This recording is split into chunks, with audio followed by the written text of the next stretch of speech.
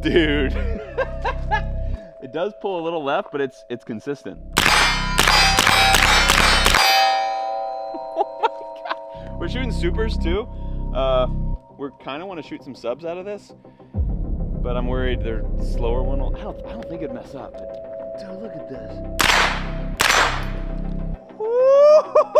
Interestingly, suppressors get hot, but it always just seems like the whole suppressor's hot.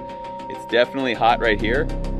It's warm right here, and it's cold here on, which is pretty interesting. I've never seen that in a suppressor.